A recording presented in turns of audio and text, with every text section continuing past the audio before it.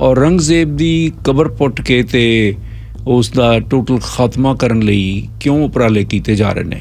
ਹੁਣ ਲੇਟਲੀ ਦੇਖ ਰਹੇ ਹਾਂ ਅਸੀਂ ਕਿ ਨਾਂ ਕਿਵੇਂ ਬਦਲੇ ਜਾ ਰਹੇ ਨੇ। ਸ਼ਹਿਰਾਂ ਦੇ ਨਾਂ ਤੁਹਾਨੂੰ ਪਤਾ, ਬੰਬਈ ਦਾ ਨਾਂ ਬਦਲ ਕੇ ਬੰਬੇ ਤੋਂ ਉਹਦਾ ਮੁੰਬਈ ਰੱਖ ਦਿੱਤਾ ਜੀ। ਮੇਰਾ ਖਿਆਲ ਮਦਰਾਸ ਦਾ ਨਾਂ ਤਾਂ ਬਿਲਕੁਲ ਹੀ ਟੋਟਲ ਬਦਲਤਾ, ਚੇਨਈ ਰੱਖ ਦਿੱਤਾ। ਸੜਕਾਂ ਦੇ ਨਾਂ ਸਨ, ਦਿੱਲੀ ਦੀ ਕਰਜ਼ਨ ਰੋਡ ਬੜੀ ਮਸ਼ਹੂਰ ਸੀ, ਉਹ ਬਦਲ ਦਿੱਤੀ ਜੀ। ਹੁਣ ਹੋਰ ਵੀ ਬਹੁਤ ਸਾਰੇ ਨਾਂ ਬਦਲੇ ਜਾ ਰਹੇ ਨੇ, ਇੱਥੋਂ ਤੱਕ ਕਿ औरंगजेब ਦੀ ਹੁਣ ਕਬਰ ਪੁੱਟੀ ਜਾ ਰਹੀ है। सो ये नाम बदल पीछे की धारणा कम कर दी। ये सरासर कम्युनल पॉलिटिक्स और कुछ नहीं है। इसने कोई पब्लिक डिमांड तो थी नहीं इसको लेकर के किसी ने भी। अब इंसान हिंदुस्तानियों को, अब जो कोई मुगल सराय का है, कोई इलाहाबाद का है, अमिताभ बच्चन इलाहाबाद के हैं, वो बहुत बड़े फख्र के साथ पहले टीवी पे बोलते हैं कि हम इलाहाबाद से हैं। अब आप सोचिए, इलाहाबाद से हैं जो इंसान बचपन से बोलता आ रहा है, वो आप थोड़ी ना बोलेगा कि मैं प्रयागराज से हूँ। लोगों को तो फायदा भी कोई नहीं होया, कुछ नहीं फायदा होता है, बेनिफिट नहीं होया, और जबकि नुकसान होता है क्योंकि बहुत से जगहों के नाम जब बदले जाते हैं आम जबान में पुराने नाम रह जाते हैं। आपने कनॉट प्लेस का नाम बदल के राजीव चौक रख दिया था, लेकिन फिर क्या फायदा हुआ? आज तक दिल्ली वाले कनॉट प्लेस ही बोलते हैं। हाँ जी, जो कल अहमदाबाद में जो स्टेडियम है, उस स्टेडियम का नाम कुछ वक्त पहले बदल के नरेंद्र मोदी स्टेडियम रख दिया गया। तो ये पहली दफा हुआ जिंदा ने कि वो जब जिंदा हैं तभी उनके नाम पे एक स्टेडियम बना दिया गया। कि बिल्कुल सही बात है। एक ब्रिटिश न्यूज़पेपर्स ने ये देखा था, उन्होंने ये कमेंट भी किया था जब अयोध्या में जब मंदिर की तामीर की गई, राम मंदिर की, तो मोदी साहब वहां पे बैठे हुए थे, उन्होंने ये पूरा किया। जो उन्होंने ताज पहने, उनको एक सिल्वर का ताज उनके सर पर पहना दिया गया था। तो तब ब्रिटिश न्यूज़पेपर ने बड़ा अच्छा हेडलाइन दिया था कि Narendra Modi is the Hindu king of a divided India. तो ये बड़ा पावरफुल हेडलाइन था, उनका ऑब्जर्वेशन था। हिंदुस्तान में खैर किसी का तो अब कोई ये बोल नहीं सकता जी। The Harjinder Singh Show। औरंगਜ਼ੇਬ ਦੀ ਕਬਰ ਪੁੱਟ ਕੇ ਤੇ ਉਸ ਦਾ ਟੋਟਲ ਖਾਤਮਾ ਕਰਨ ਲਈ ਕਿਉਂ ਉਪਰਾਲੇ ਕੀਤੇ ਜਾ ਰਹੇ ਨੇ। ਸ਼ਹਿਰਾਂ ਦੇ ਨਾਮ ਬਦਲੇ ਜਾ ਰਹੇ ਹਨ, ਉਸ ਦੇ ਪਿੱਛੇ ਕੀ ਵਜ੍ਹਾ ਹੈ, ਉਹਦੇ ਕਾਰਨ ਕੀ ਨੇ? ਇਹਦੇ ਪਿੱਛੇ ਕੋਈ ਖਾਸ ਧਾਰਨਾ ਕੰਮ ਕਰ ਰਹੀ ਹੈ। ਅੰਗਰੇਜ਼ਾਂ ਦੇ ਨਾਂ ਬਦਲ ਕੇ ਉਹਨਾਂ ਜਿਹੜੀਆਂ ਸੜਕਾਂ ਦੇ ਨਾਂ, ਕਰਜ਼ਨ ਰੋਡ, ਗੱਲ ਕੀ ਕੋਈ ਵੀ ਇਹੋ ਜਿਹੀ ਜਿਹੜੀ ਸੀ ਵੈਲਿੰਗਟਨ, ਇਹ ਨਾਂ ਸਨ ਅੰਗਰੇਜ਼ਾਂ ਨੇ ਰੱਖੇ ਹੋਏ। ਕੋਈ ਗੱਲ ਸਮਝ ਆਉਂਦੀ ਸੀ ਕਿ ਉਹ ਨਾਂ ਬਦਲ ਕੇ ਤੇ ਹਿੰਦੁਸਤਾਨੀ ਲੋਕਾਂ ਦੇ ਨਾਂ ਦੇ ਉੱਤੇ ਜਾਂ ਸਾਡੇ ਭਾਰਤ ਦੇ ਕੋਈ ਹੋਰ ਵਿਅਕਤੀਆਂ ਦੇ ਨਾਂ ਦੇ ਉੱਤੇ ਉਹ ਰੱਖ ਦਿੱਤੇ ਗਏ। ਲੇਕਿਨ ਹੁਣ ਜਿਹੜੀ ਤਬਦੀਲੀਆਂ ਕੀਤੀਆਂ ਜਾ ਰਹੀਆਂ ਨੇ, ਉਹਦੇ ਪਿੱਛੇ ਕੀ ਕਾਰਨ ਨੇ? ਕੋਈ ਖਾਸ ਧਾਰਨਾ ਕੰਮ ਕਰ ਰਹੀ ਹੈ? ਇਹਦੇ ਬਾਰੇ ਅੱਜ ਜੋ ਗੱਲ ਕਰਨਗੇ ਮਨੀਸ਼ ਸ਼ਰਮਾ ਜੀ। ਜੀ ਆਇਆਂ ਨੂੰ, ਤੁਹਾਡਾ ਬਹੁਤ ਬਹੁਤ ਸਵਾਗਤ ਹੈ, ਵੈਲਕਮ। आपका बहुत शुक्रिया थिन साहब। ਹੁਣ ਲੇਟਲੀ ਦੇਖ ਰਹੇ ਹਾਂ ਅਸੀਂ ਕਿ ਨਾਂ ਕਿਵੇਂ ਬਦਲੇ ਜਾ ਰਹੇ ਨੇ। ਸ਼ਹਿਰਾਂ ਦੇ ਨਾਂ ਤੁਹਾਨੂੰ ਪਤਾ, ਬੰਬਈ ਦਾ ਨਾਂ ਬਦਲ ਕੇ ਬੰਬੇ ਤੋਂ ਉਹਦਾ ਮੁੰਬਈ ਰੱਖ ਦਿੱਤਾ ਜੀ। ਮੇਰਾ ਖਿਆਲ ਮਦਰਾਸ ਦਾ ਨਾਂ ਤਾਂ ਬਿਲਕੁਲ ਹੀ ਟੋਟਲ ਬਦਲਤਾ, ਚੇਨਈ ਰੱਖ ਦਿੱਤਾ। ਸੜਕਾਂ ਦੇ ਨਾਂ ਸਨ, ਦਿੱਲੀ ਦੀ ਕਰਜ਼ਨ ਰੋਡ ਬੜੀ ਮਸ਼ਹੂਰ ਸੀ, ਉਹ ਬਦਲ ਦਿੱਤੀ ਜੀ। ਹੁਣ ਹੋਰ ਵੀ ਬਹੁਤ ਸਾਰੇ ਨਾਮ ਬਦਲੇ ਜਾ ਰਹੇ ਨੇ, ਇੱਥੋਂ ਤੱਕ ਕਿ औरंगजेब ਦੀ ਹੁਣ ਕਬਰ ਪੁੱਟੀ ਜਾ ਰਹੀ है। ਸੋ ਇਹ ਨਾਮ ਬਦਲ ਪਿੱਛੇ ਕੀ ਧਾਰਨਾ ਕੰਮ ਕਰਦੀ ਹੈ? जी देखिए, जब हिंदुस्तान आज़ाद हुआ तब जो नई हुकूमत आई तो उनके लिए बड़ा ज़रूरी हो गया था कि अब जो है उन खुद मुख्तारी का ऐलान करें कि अब हम जो है अंग्रेज़ों से हट गए हैं, हम अलग हैं। तो इसी वजह से जो सड़कों के नाम, जगहों के नाम, बिल्डिंग्स के नाम अंग्रेज़ हुक्मरान के नाम पे रखे गए थे, उनको बदलने का काम शुरू हो गया था।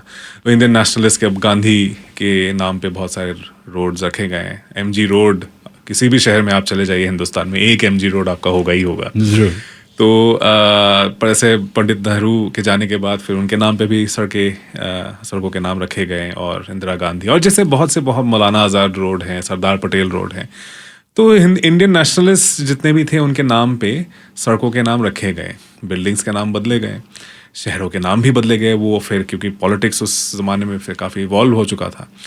अब कलकत्ता का नाम बदल के कोलकाता कर दिया गया क्योंकि लोकल लोग उस हिसाब से प्रोनाउंस कर रहे थे। मद्रास, पुणे, हाँ पुणे, क्योंकि मराठी लोग पुणे ही बोलते थे और अंग्रेज़ उसको प्रोनाउंस नहीं कर सकते थे, इसलिए उन्होंने पूना कर दिया। उसी हिसाब से जब कानपुर शहर का जब स्पेलिंग लिखा जाता था अंग्रेज़ों के ज़माने में, तो CAWNPORE, कौनपुर, उस हिसाब से होता था। उसको चेंज करके जैसे आम हिंदुस्तानी बोलते हैं कानपुर, KNPUR, तो वो चेंजेस लाए गए। अब लेकिन जो हो रहा है वो कुछ अलग हो रहा है। अब सड़कों के नाम ही नहीं, अब शहरों के नाम भी बदले जा रहे हैं, और कुछ इस तरह से बदले जा रहे हैं कि अगर कोई शहर किसी मुसलमान बादशाह ने बनाया था, या उसका नाम जो है मुसलमान, जैसे वो होता है ना कि पर्शियन साउंडिंग या अरबिक साउंडिंग अगर कोई नाम है, औरंगाबाद जैसे औरंगजेब बादशाह के नाम पे था। इसकी भी बड़ी दिलचस्प तारीख है। औरंगजेब बादशाह ने इसका नाम बदला। इससे पहले इसको फतेहाबाद बोलते थे, क्योंकि फतेह खान जो वजीर थे निज़ाम शाहों के, उनके नाम पे था। फतेह खान ने, उनके वालिद जो मलिक अंबर थे, जो प्राइम मिनिस्टर थे, मलिक अंबर ने दरअसल इस शहर को बसाया था, खड़की नाम दिया था। खड़की से ये फतेहाबाद बना, और उसके बाद जो है औरंगाबाद बना। अब औरंगाबाद बन गया, तब से वैसे ही था। अब क्योंकि इन लोगों को लगने लगा कि मुगलों के नाम पे जो शहर हैं, ऐसे बहुत से हैं, इनके नाम बदले जाएं, और ये सरासर कम्युनल पॉलिटिक्स और कुछ नहीं है। इसने कोई पब्लिक डिमांड तो थी नहीं इसको लेकर के किसी ने भी। अब इंसान हिंदुस्तानियों को, अब जो कोई मुगल सराय का है, कोई इलाहाबाद का है, अमिताभ बच्चन इलाहाबाद के हैं, वो बहुत बड़े फक्र के साथ पहले टीवी पे बोलते हैं कि हम इलाहाबाद से हैं। अब आप सोचिए, इलाहाबाद से हैं जो इंसान बचपन से बोलता आ रहा है, वो आप थोड़ी ना बोलेगा कि मैं प्रयागराज से हूँ। तो आपने बदल के प्रयागराज कर दिया। तो अब वो इसलिए क्योंकि अब अकबर बादशाह ने इसको बसाया था, इलाहाबाद को, और अलग शहर था ये, बिल्कुल नया शहर उन्होंने बसाया था, उसको अब बदल के प्रयागराज कर दिया गया। अब कोशिश ये हो रही है, और ये तो सिर्फ नाम बदले गए हैं। प्रयागराज किसी व्यक्ति के नाम पे या ये नहीं, प्रयागराज हिंदुओं का जो प्रयाग है, इलाहाबाद संगम जो है ना, तो वो प्रयाग पहले से ही है, वो एक अलग शहर है। इलाहाबाद वो अलग शहर था। अब दोनों को इन लोगों ने जोड़ दिया है। हिंदुओं के लिए, हिंदुओं की आस्था का जो है एक सिंबल माना जाता है, क्योंकि वहां पे त्रिवेणी संगम है, तीनों नदियां जो एक सरस्वती नदी मानते हैं, कभी दिखी नहीं है, लेकिन तीनों नदियां जो है वहीं पे आके मिलती हैं, उनका संगम होता है। तो इसीलिए हिंदुओं के लिए बड़ा होली है, और अकबर इस बात से वाकिफ थे। इसीलिए जब उन्होंने शहर बनाया तो उसका नाम इलाहाबाद रखा, क्योंकि ईला देवी जो हिंदुओं की मानी जाती थी, ईला देवी उस शहर में आके बसती हैं, इसीलिए इलाहाबाद। अंग्रेजों ने उसको बदल के इलाहाबाद कर दिया, और नाम में अल्लाह को ले आए। अब आजकल के जो है, किसी को गुरेज नहीं हुआ इस बात से, लोग सालों साल जो है इलाहाबाद नाम इसका इस्तेमाल कर रहे थे। अब इन जो तहरीक आई हिंदुस्तान में, अब 2014 में, अब इनके लिए ये सारे नाम जो है नागवारा हैं। तो अब नाम तो बदल दिए हैं अब, लेकिन जो और भी ज़्यादा अफसोसनाक बात है वो ये है कि अब ये डिमांड किया जा रहा है। एक MLA है, उन्होंने एक दरख्वास्त लिखी है प्राइम मिनिस्टर को, या फिर बोला है कि हम लिखेंगे प्राइम मिनिस्टर को, कि औरंगजेब बादशाह का जो है कब्र है यहाँ पे खुलदाबाद में, औरंगाबाद से नज़दीक है, वो हटाया जाए वहाँ से, क्योंकि अब औरंगाबाद शहर का नाम बदल के छत्रपति संभाजी नगर कर दिया गया है। अच्छा, जो शिवाजी के बेटे थे संभाजी, उनके नाम पे रख दिया गया है। अब जैसे आप एक मुसलमान बादशाह के नाम पे शहर था, आपने उसको हिंदुओं के नाम पे कर दिया है। लेकिन अब औरंगजेब का कब्र, जो कि एक टूरिस्ट स्पॉट है, बड़ा सिंपल सा है, उसमें कोई बड़ा मकबरा कोई नहीं बना हुआ है, एक खुला है, ओपन एयर, एक छोटा सा कब्र है। उनके ज़माने में उसमें मार्बल भी नहीं था, बाद में लोगों ने जाके मार्बल का एक स्क्रीन लगाया, जाली लगाई वहाँ पे, और ताबूत पे जो है मार्बल की परत चढ़ा दी गई। तो लेकिन फिर भी एक तुलसी का पौधा लगा हुआ होता है उनके सिरहाने की तरफ, हाँ, जो प्लाक लगा है उसके पास। तो एक सिंपल सा एक कब्र है। ਹੁਣ ਉਹ ਕਹਿੰਦੇ ਕਿ ਇਹਨੂੰ ਖੋਦ ਕੇ, ਇਹਨੂੰ ਪੱਟ ਕੇ, ਉਹਦਾ पिंजर बाहर ਕੱਢ के सुटो, तो ਇਹਨੂੰ हाँ, यहाँ से हटा दीजिए, कहीं और लेके जाएं। अब ये बड़ा इम्पॉसिबल सा डिमांड है, और ये गुनाह है। अब किसी भी मज़हब में, आप अगर आप खुद को रिलीजियस मानते हैं, किसी भी मज़हब में हो, चाहे इस्लाम में हो, क्रिश्चियनिटी में हो, हिंदुओं में भी, किसी के ख़त्म हो जाने के बाद ना तो उनकी अस्थियों को आप कुछ छूते हैं, ना फिर उनका जो अगर कोई कब्र है उसको आप बिगाड़ते नहीं है। हाँ, तो ये बहुत बड़ी बात हो जाती है। तो यहाँ तक अब करने की बात हो रही है। इसका मतलब ये है, एक तो एक लेवल ऑफ डेस्परेशन है कि आप एक शानदार फ्यूचर आप नहीं दिखा सकते, तो अब कम से कम आप एक अच्छा माजी आप देंगे लोगों को, एक जदीद माजी आप तैयार कर रहे हैं कि लोगों को हम देंगे कि भाई चलिए प्रेजेंट आपका बद से बदतर हो गया है, फ्यूचर का कोई पता नहीं है, लेकिन कम से कम ਕੀ ਕਰ ਰਹੇ ਨੇ ਵੀ ਇਹਨੂੰ ਪੱਟ ਕੇ ਤੇ ਕਿਤੇ ਹੋਰ ਲੈ ਕੇ ਜਾਓ ਇਹਨੂੰ। अब बोल तो यही रहे हैं कि कम से कम यहाँ से हटा दीजिए, कहीं और लेके जाइए। अच्छा, अब यही अगर आपने काम करना शुरू कर दिया तो कल को और लोगों के बारे में भी यही सेम बातें होने लगेंगी। ऑलरेडी हिंदुस्तान में अब हमारी तारीख में एक जो है एक बदनुमा दाग इंडिपेंडेंट इंडिया की हिस्ट्री में वो लग गया 92 में, जब बाबरी मस्जिद को शहीद करा दी गई वो मस्जिद को। तो उसके बाद से जो फसादात हुए पूरे मुल्क में, उसका जो है खामियाजा हम लोग आज तक भुगत रहे हैं। तो अब और ऐसे और बहुत से मस्जिदों के नाम पे जो है इन लोगों ने ये सब बोलना शुरू कर दिया है। ਪਰ ਮਨੀ ਸ਼ਰਮਾ ਜੀ ਤੁਹਾਨੂੰ ਲੱਗਦਾ ਨਹੀਂ ਕਿ ਇਹ ਵਰਲਡ ਵਾਈਡ ਫੀਨੋਮੀਨਾ, ਦੇਖੋ ਕੈਨੇਡਾ ਦੇ ਵਿੱਚ ਕਿੰਨੇ ਬੁੱਤ ਸੀ ਜਿਹੜੇ ਇੱਕ ਜ਼ਮਾਨੇ ਦੇ ਵਿੱਚ ਉਹ ਬੰਦੇ ਬੜੇ ਮੋਹਤਬਰ ਬੰਦੇ ਸੀ, ਉਹਨਾਂ ਦੇ ਬੁੱਤ ਬਣਾਏ ਗਏ, ਲਾਏ ਗਏ ਜੀ। ਹੁਣ ਤੁਸੀਂ ਦੇਖ ਰਹੇ ਹੋ ਥਾਂ ਥਾਂ ਤੇ ਉਹ ਬੁੱਤ ਭੰਨ ਕੇ ਰੋੜ ਕੇ ਪਾਣੀ 'ਚ ਸਿੱਟੇ ਜਾ ਰਹੇ ਆ, ਉਹਨਾਂ ਦੀ ਬੇਇੱਜ਼ਤੀ ਕੀਤੀ ਜਾ ਰਹੀ ਆ, ਉਹ ਕਾਲੇ ਕੀਤੇ ਜਾ ਰਹੇ ਨੇ ਬੁੱਤ, ਕਿੰਨੇ ਹੀ ਬੁੱਤ ਤੋੜ ਦਿੱਤੇ ਗਏ ਜੀ। ਬੁੱਤਾਂ ਤੋਂ ਬਿਨਾਂ ਵੀ ਹੁਣ ਜਿਹੜੇ ਫਰਸਟ ਨੇਸ਼ਨਸ ਨੇ ਕਿੰਨੇ ਜਿਹੜੀ ਉਹ ਲੋਕ ਲੱਭੇ ਨੇ ਜਾਂ ਉਹ ਜਿਹੀਆਂ ਸੰਸਥਾਵਾਂ ਲੱਭੀਆਂ ਨੇ ਜਿਹੜੀਆਂ ਉਹਨਾਂ ਨਾਲ ਬੇਇਨਸਾਫੀ ਕਰਦੀਆਂ ਰਹੀਆਂ ਨੇ ਜੀ।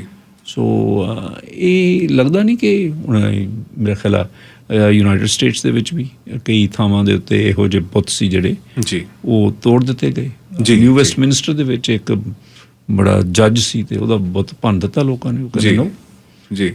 ਸੋ ਇਹ ਤਾਂ ਸਾਰੀ दुनिया 'ਚ नहीं चल रहा। जी, ये हो रहा है पूरी दुनिया भर में, और हिस्टोरिकल रिविजनिज्म एक एक्सेप्टेबल चीज़ है एकेडेमिया में भी कि कोई नई मालूमात हासिल होती है तो फिर आप हिस्ट्री में उस हिसाब से आप तब्दीली ला सकते हैं, बशर्ते कि वो हकायक पे हो, कि आप कोई फैंटेसी आप नहीं कर रहे हैं। और कनाडा में जो हुआ है, जैसे जो यहाँ के पहले प्राइम मिनिस्टर थे मैकडोनल्ड, उनके स्टैचूज़ को गिराए गए, हटाए गए। रायरसन यूनिवर्सिटी है, उसका नाम बदल के टोरंटो मेट्रोपॉलिटन यूनिवर्सिटी कर दिया गया, क्योंकि ये सारे लोग जो है फर्स्ट नेशंस के लिए जो है अच्छे नहीं साबित हुए। उन्होंने रेजिडेंशियल स्कूल्स बनवाए जिसमें इतने बच्चों को जो है फर्स्ट नेशंस के माँ बाप से अलग कर दिया। एक आप कह सकते हैं कल्चरल जेनोसाइड हुआ यहाँ पे इन्हीं लोगों की क़यादत में। तो इसीलिए, और ये सिविल सोसाइटी की तरफ से ये डिमांड्स रखे गए कि we have to be sensitive, और इसीलिए हम इन सड़कों के नाम या फिर इन लोगों के नाम पे जो स्टैचूज़ हैं ये हम हटाएंगे। अमेरिका में भी यही बात थी कि कन्फेडरेट जनरल्स के स्टैचूज़ उन लोगों ने गिरा दिए। ब्रिटेन में स्लेव ट्रेडर्स जो रहे उनके स्टैचूज़ गिराए गए। तो आप खोदना अगर शुरू करेंगे तो फिर आप बहुत पीछे तक जा सकते हैं कि ऐसे हर दौर में ऐसे लोग ज़रूर होंगे जो बहुत मशहूर हुए हैं, लेकिन फिर उनकी तारीख में कोई ऐसी चीज़ें भी थीं जो शायद बहुत अच्छी हो रही है, बिल्कुल हो रही है।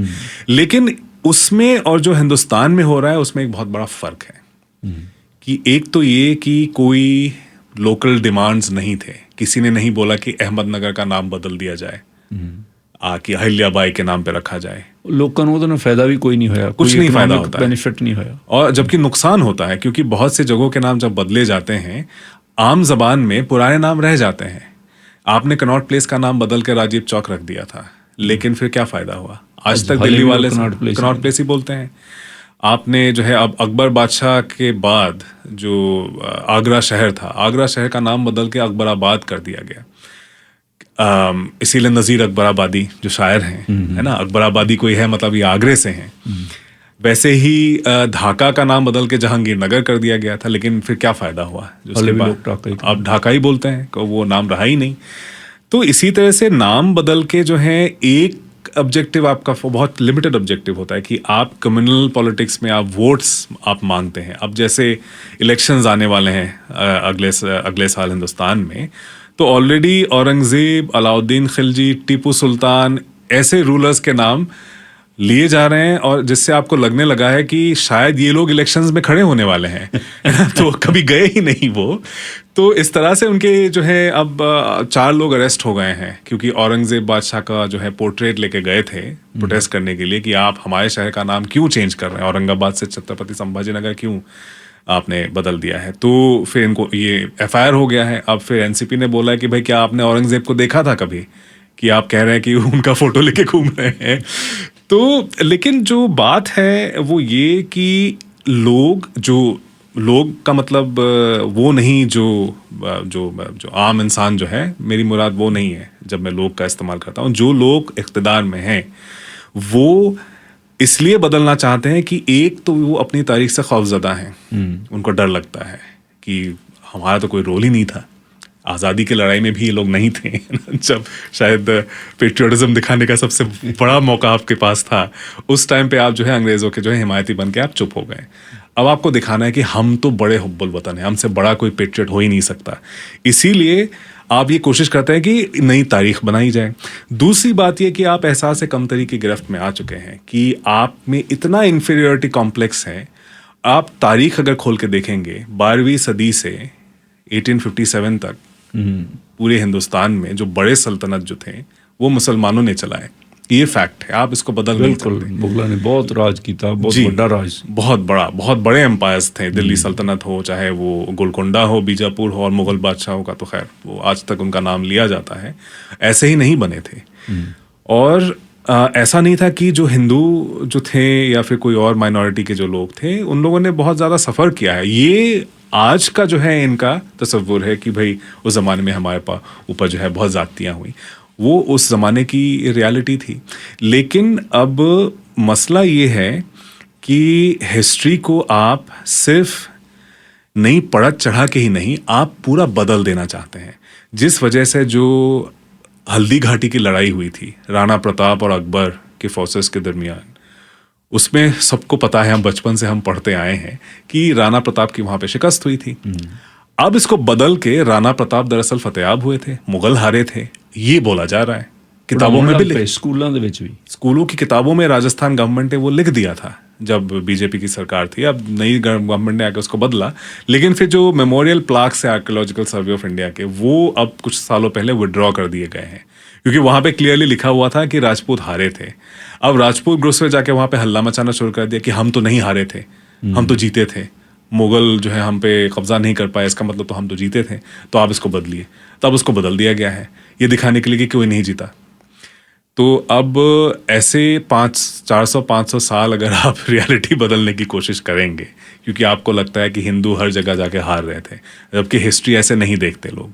हिस्ट्री देखने का काम हिस्टोरियंस का है, आप आम इंसान को नहीं पता होता। आप जैसे आपके खून में नहीं है हिस्ट्री, नहीं, आपको पढ़ना पड़ता है, इसका एक डिसिप्लिन है, इसका एक मेथोडोलॉजी है, वो बिना आपको समझ में आए आप हिस्ट्री लिख नहीं सकते। और जो कोई अच्छा राजा था, कोई ख़राब राजा था, ये डिबेट 1950-60s में ख़त्म हो चुका था एकेडमिया में। उससे बात आगे बढ़ चुकी है। हिस्ट्री अब लोगों के बारे में कैसे हिंदुस्तान में 17वीं सदी में लोग कैसे जीते थे, क्या बिजनेस करते थे, क्या खाते थे, इस बारे में जांच पड़ताल हो रही है नहीं एकेडमिया में। जबकि ये नहीं लोग बात कर रहे हैं एकेडमिया में कि औरंगजेब अच्छा बादशाह था या नहीं था, इसने इतनी कत्लो गारत की थी या नहीं की थी, हिंदू सफ़र किए थे नहीं किए थे, वो सब कंसर्न्स नहीं रहे अब एकेडमिया में। लेकिन बदकिस्मती से जो सियासतदान हैं हमारे, जो फ़िरका परस्त हैं, और वो तफरीक पैदा कर रहे हैं लोगों में, और इसका अंजाम अच्छा नहीं होगा हिंदुस्तान के लिए। मनीष शर्मा जी, यूनिवर्सिटीज़ के नाम भी बदले गए पहले? यूनिवर्सिटीज़ के नाम अभी नहीं बदले, हिंदुस्तान में तो अभी नहीं बदले गए हैं, लेकिन कोशिश ज़रूर हो रही है। अब जैसे अब पुणे यूनिवर्सिटी का नाम बदल के सावित्रीबाई फुले के नाम पे रख दिया गया था, वो अच्छा हुआ, क्योंकि वो एक पायनियर मानी जाती है वुमेन्स एजुकेशन का। तो वहाँ पे तो कोई एतराज़ किसी को करने के लिए कुछ रहता नहीं है। लेकिन अगर आप, और मेरे ख्याल से ये बहुत बड़ी बात है कि आपके आइकॉन्स मॉडर्न इंडिया में सारे अर्ली मॉडर्न या मेडिवल पीरियड के राजा अगर हो रहे हैं। ਹੁਣ अलीगढ़ दी यूनिवर्सिटी जी ਉਹਦਾ ਨਾਂ ही अलीगढ़ मुस्लिम यूनिवर्सिटी है। जी जी, और उसकी तो एक बहुत अच्छी तारीख है कि किस तरह से जो है एक Mohammedan Anglo Oriental College, Sir Syed Ahmad Khan जो अलीगढ़ मूवमेंट के बानी रहे हैं, उन्होंने इसको शुरू किया था। और बहुत चैलेंजेस उनको आए कि पैसा नहीं दे रहे थे लोग, और जो उनकी कम्युनिटी के लोग जो हैं, फिर भी उन्होंने एक तामीर की एक यूनिवर्सिटी का, और बहुत बेहतरीन यूनिवर्सिटी, एक टॉप सेंट्रल यूनिवर्सिटी एक माना जाता है अलीगढ़ मुस्लिम यूनिवर्सिटी। कितने बड़े बड़े इनके स्कॉलर्स निकले हैं, प्रोफेसर इरफान हबीब हैं, प्रोफेसर मोहम्मद हबीब रहे हैं, अतहर अली साहब रहे हैं, बड़े बड़े हिस्टोरियंस हैं इंडिया के, प्रोफेसर शीरीन मुज़वी अभी भी हैं। तो ये सारे लोग जो हैं अलीगढ़ मुस्लिम यूनिवर्सिटी से निकले हैं। तो अब ये तो जैसे अंग्रेज़ों के ज़माने में यूनिवर्सिटीज़ लोग अपने इनिशिएटिव पे बना रहे थे, क्योंकि स्टेट तब एजुकेशन पे इतना इन्वॉल्व नहीं था। आज़ाद हिंदुस्तान में वो काम स्टेट ने ले लिया कि आप सेंट्रल यूनिवर्सिटीज़ बनाएंगे, एजुकेशन देना आपका काम है। इंडिविजुअल्स नहीं बनाने लगे। वो अलग दौर था, अब वो अलग दौर है। लेकिन जब एस्टैब्लिश यूनिवर्सिटीज़ का नाम बदलने की बात होती है, जैसे जवाहरलाल नेहरू यूनिवर्सिटी दिल्ली में बहुत बेहतरीन यूनिवर्सिटी माना जाता है, सिर्फ इंडिया में ही नहीं दुनिया भर में जो है उसका शुमार होता है अच्छी यूनिवर्सिटीज़ में। अब वक्त ब वक्त लोग बोलते रहते हैं कि भी ये जवाहरलाल नेहरू के नाम पे क्यों है, इसका नाम बदल के जो है सुभाष चंद्र बोस पे रख दिया जाए। किसी ने बोला कि सावरकर के नाम पे रख दिया जाए। तो ये एक क्रिमिनल पॉलिटिक्स हैं, क्योंकि पंडित नेहरू को माना जाता है कि उन्होंने शुरू के 17 साल जब वो प्राइम मिनिस्टर थे, उन्होंने एक डायरेक्शन दिया हिंदुस्तान को। और हिंदुस्तान में जो हमारी नेशनल मोरालिटी है वो काफ़ी हद तक टॉप डाउन होती है। जो इक़्तिदार में है, जो रूलर है, वही ये तय करता है कि हमारे जो मॉरल सेंसिबिलिटीज़ क्या होंगी। अब जो लोग हैं इक़्तिदार में, और उनको लगता है कि एक मेजॉरिटेरियन जो है एक सेंटिमेंट, एक ਜਿਹੜਾ ਇੰਪ੍ਰੈਸ਼ਨ ਕ੍ਰੀਏਟ ਕੀਤਾ ਜਾ ਰਿਹਾ ਨਾ ਜੀ ਕਿ ਜਿਹੜਾ ਪ੍ਰਾਈਮ ਮਿਨਿਸਟਰ ਹੈ, prime minister is a prime minister ਆਉਂਦੇ ਜਾਂਦੇ ਰਹੇ ਜੀ ਜੀ ਪਰ ਮੌਜੂਦਾ ਪ੍ਰਾਈਮ ਮਿਨਿਸਟਰ ਮੋਦੀ ਸਾਹਿਬ ਨੂੰ ਜੀ ਹੁਣ ਉਹ ਇੱਕ ਰਾਜੇ ਦੇ ਤੌਰ ਤੇ ਪੇਸ਼ ਕਰ ਰਹੇ ਆ, ਜੀ ਇੱਕ ਬਾਦਸ਼ਾਹ ਦੇ ਤੌਰ ਦੇ ਉੱਤੇ, ਇੱਕ ਰਿਲੀਜੀਅਸ ਫਿਗਰ ਦੇ ਤੌਰ ਦੇ ਉੱਤੇ। ਤੁਸੀਂ ਦੇਖਣਾ ਮੈਨੂੰ ਤੁਸੀਂ ਮੇਰੇ ਖਿਆਲ ਅਹਿਮਦਾਬਾਦ ਦੀ ਦੇਖੀ ਹੁਣ ਲੇਟਲੀ? जी जी जी जी अरे अभी तो ਉਹ ਸਾਰੇ ਸੁਣਨ ਵਾਲਿਆਂ ਨੂੰ ਜ਼ਰੂਰ ਦੱਸੋ। हाँ जी, जो कल अहमदाबाद में जो स्टेडियम है, उस स्टेडियम का नाम कुछ वक्त पहले बदल के नरेंद्र मोदी स्टेडियम रख दिया गया। या तो ये पहली दफा हुआ जिंदा ने कि वो जब जिंदा हैं तभी उनके नाम पे एक स्टेडियम बना दिया गया। लेकिन कल ऑस्ट्रेलिया के प्राइम मिनिस्टर आए, वो इंडिया और ऑस्ट्रेलिया का जो मैच हो रहा है उसके आगाज के लिए वो दोनों लोग आए, लेकिन एक रथ पे बैठ के जैसे कोई दिग्विजय करके आए हों बड़े राजा, कुछ इस तरह से उन्होंने उस पूरे जो है स्टेडियम के आप चक्कर लगाए, विक्ट्री लैप, गौरव लैप। ਪਰ ਪ੍ਰਾਈਮ ਮਿਨਿਸਟਰ ਦੇ ਹਾਵ ਭਾਵ ਵੀ ਜਿਹੜੇ ਸੀ, ਜਿਹੜੀ ਉਹਨਾਂ ਦੀ ਬॉडी लैंग्वेज ਸੀ, ਉਹ भी हाँ एकदम जैसे हाथ वगैरह। और जो ऑस्ट्रेलिया के प्राइम मिनिस्टर है वो तो नंबर 2 ऐसे दिख रहे थे। तो मोदी साहब तो खैर वैसे भी उनका वो पर्सनालिटी कुछ उस तरह का है, लेकिन फिर स्टेज पे गए और उनको एक तस्वीर दी गई, उन्हीं की तस्वीर फ्रेम करके, उन्हीं के होम मिनिस्टर के बेटे जो हैं जय शाह, जो इंडियन क्रिकेट बोर्ड के जो प्रेसिडेंट, उन्होंने दिया स्टेज पे। तो ये एक आप कह सकते हैं कि बिल्कुल सही बात है। एक ब्रिटिश न्यूज़पेपर्स ने ये देखा था, उन्होंने ये कमेंट भी किया था जब अयोध्या में जब मंदिर की तामीर की गई, राम मंदिर की, तो मोदी साहब वहाँ पे बैठे हुए थे, उन्होंने ये पूरा किया। जो उन्होंने ताज पहने, उनको एक सिल्वर का ताज उनके सर पे पहना दिया गया था। तो तब ब्रिटिश न्यूज़पेपर ने बड़ा अच्छा हेडलाइन दिया था कि Narendra Modi is the Hindu king of a divided India. तो ये बड़ा पावरफुल हेडलाइन था, उनका ऑब्जर्वेशन था। हिंदुस्तान में खैर किसी का तो अब कोई ये बोल नहीं सकता जी।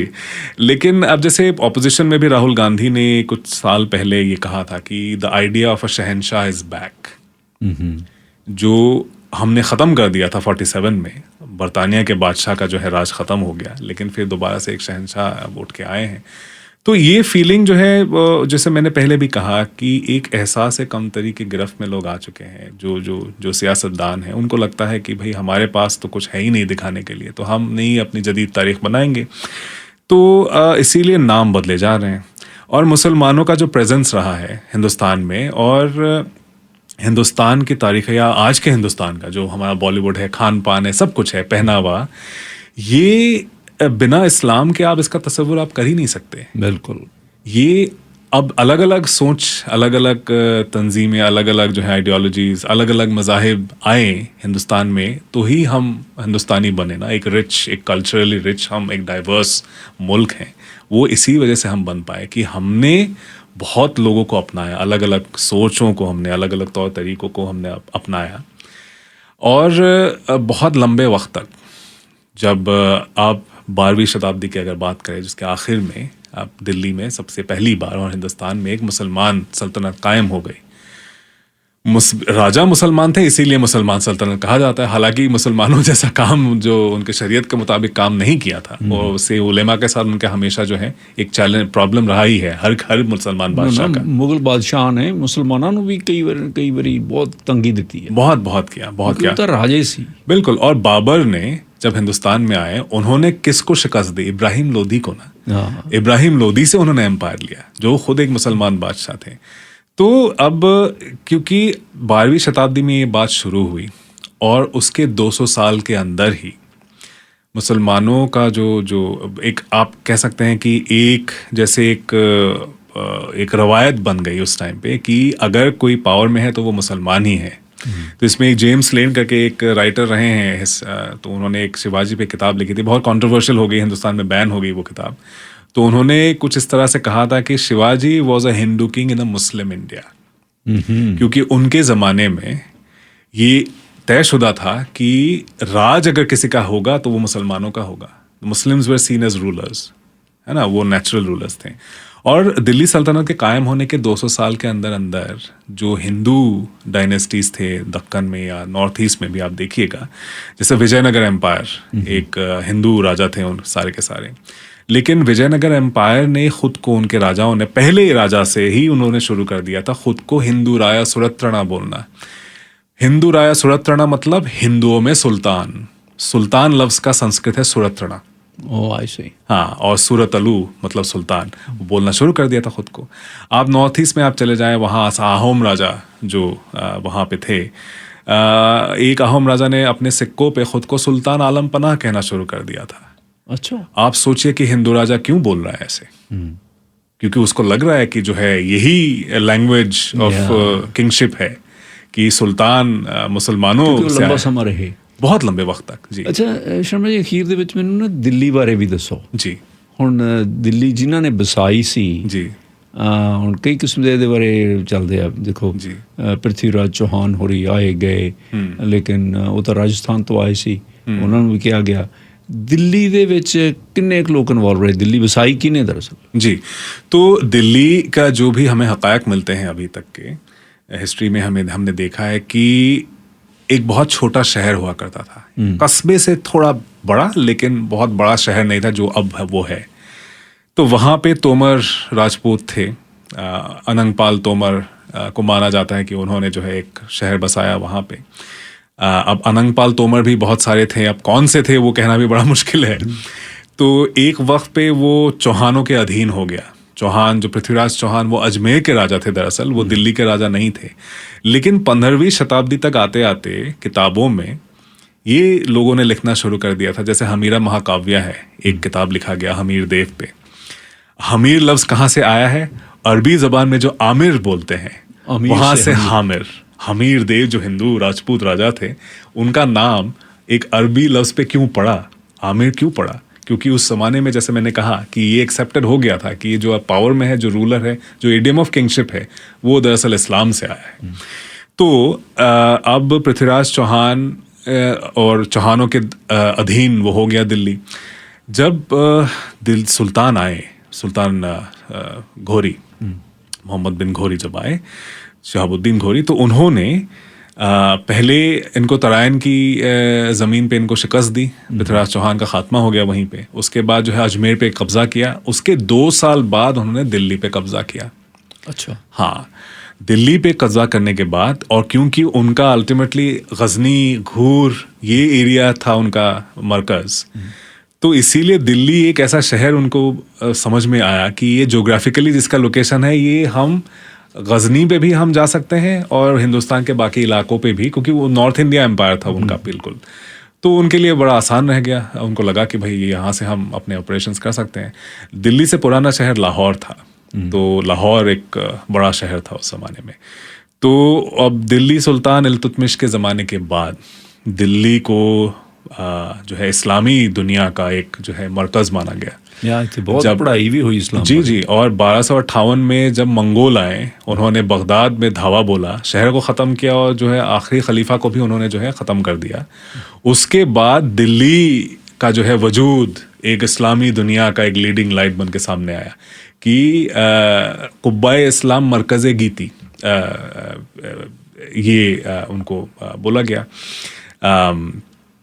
सॉरी, कुब्बा इस्लाम मशरिक़ की थी कि ईस्ट में एक कुब्बा मतलब रेफ्यूज, इस्लाम का एक रेफ्यूज बन के ये सामने आया है, दिल्ली शहर। हाँ, तो उसके बाद से उसके 200 साल बाद जो अगर जैसे मुग़ल बादशाह अकबर, जहांगीर, इन लोगों ने दिल्ली से हुकूमत नहीं की, या आगरे में बैठे हुए थे, फतेहपुर सीकरी में थे, फिर जाके लाहौर में बस गए, दिल्ली से इन्होंने कभी अपना शासन नहीं किया। अकबर ने शुरू के 4 साल किए थे, लेकिन जहांगीर ने कभी नहीं किया। इसके बावजूद इनको दिल्लीश्वर कहा गया, दिल्ली के ईश्वर मतलब दिल्ली के राजा। तो बाबर ने भी अपनी किताब में लिखा है, जब वो हिंदुस्तान आए ही थे, दिल्ली पहुंचे नहीं थे, लेकिन पंजाब में उन्होंने धावा बोलना शुरू कर दिया था। उन्होंने लिखा कि हिंदुस्तान का दिल जो है और हिंदुस्तान का मरकज जो है वो दिल्ली है। तब से ये मुहावरा वो आ गया हमारी ज़बान में कि दिल, हिंदुस्तान का दिल है दिल्ली, दिल वालों का शहर है दिल्ली बाद में कहा गया। तो उसके बाद अब तब से ये कैपिटल ही रहा है हिंदुस्तान का। अंग्रेज़ों ने भी जैसे कलकत्ते में उन्होंने अपना मरकज़ बनाया, लेकिन 1911 में उन्होंने भी सोचा कि भाई दिल्ली के साथ एक कंटिन्यूटी होना बड़ा ज़रूरी है, इसीलिए उन्होंने कैपिटल ट्रांसफ़र कर दिया। अब ये कोशिश हो रही है कि एक बहुत बड़ा स्टैचू बनाया जाए अनंगपाल तोमर का, जिससे ये साबित हो जाए कि दिल्ली दरअसल हिंदुओं ने बनाया था, मुसलमानों का ऐसा ज़्यादा कुछ नहीं है। बुत बनाना चाहते हैं वो चाहते हैं, हाँ, ये प्लान तो था बिल्कुल। जब ये नया इन लोगों ने नई दिल्ली में जो ये क्वाड्रेंट्स ये नए बनाए इन्होंने, तब अभी बीच में बहुत काम हुआ है, नया बहुत इसमें कंप्लेंट्स भी आए। तो कोशिश ये रही है कि एक नया जो है एक नई तारीख लिखी जाए, जिसमें हम ये कह सके यकीन के साथ कि अब ये होता है कि आपने एक बात कहना शुरू कर दिया, उसके 20-30 सालों में आपने एक बड़ा बुत बना दिया, तो लोगों को लगने लगेगा चलो यही हकीकत है। लोग नहीं देखेंगे कि ओरिजिनल सोर्सेज में क्या लिखा हुआ है। सो एस्टैब्लिश करना चाहते हैं कि हिंदुस्तान हिंदुओं का ही है।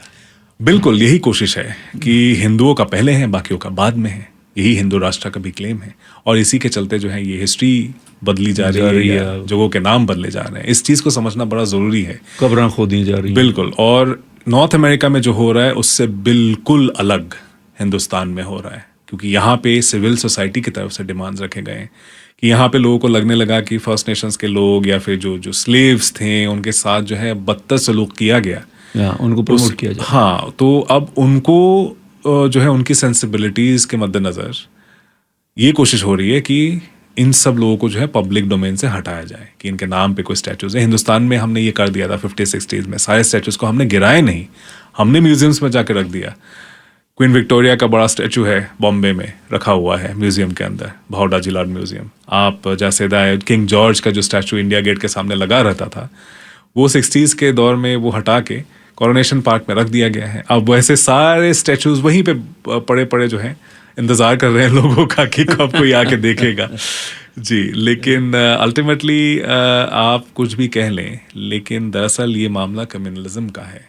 और अगर हिंदुस्तान में लोग अब ये बात सुन रहे हैं या ये बात कर रहे हैं, तो उनको इस बारे में सोचना चाहिए कि आने वाली जो नस्लें हैं उनके लिए हम क्या छोड़ के जा रहे हैं। एक गोल्डन पास्ट जो कभी था नहीं, या एक अच्छा फ्यूचर जो बन सकता है।